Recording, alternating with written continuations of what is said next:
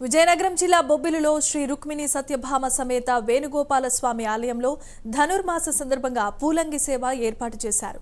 Bobbili MLA baby Naidu ఆధ్వర్యంలో మంత్రోచ్చరణాల మధ్య పూలంగి సేవ నిర్వహించారు. ఈ పూలంగి సేవ కోసం వివిధ రాష్ట్రాల నుంచి తెచ్చిన 10 టన్నుల పుష్పాలతో స్వామివారిని అలంకరించారు. కడియం నుంచి తెచ్చిన పుష్పాలు భక్తులను ప్రత్యేకంగా ఆకట్టుకున్నాయి.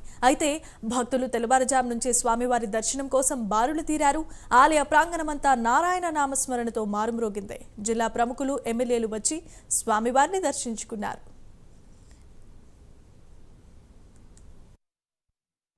జై శ్రీమన్నారాయణ. అందరికీ నమస్కారం.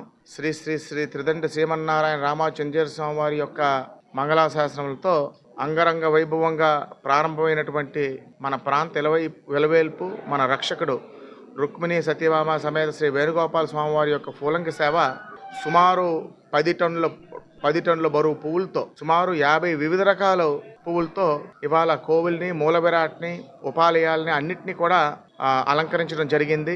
కడియం, పూనా, బెంగళూరు, ఊటీ వివిధ ప్రాంతాల నుంచి మరి వెంకన్న, కడియం గ్రామానికి చెందినటువంటి వెంకన్న ఆధ్వర్యంలో ఈ అలంకరణ అనేది చేయడం జరిగింది.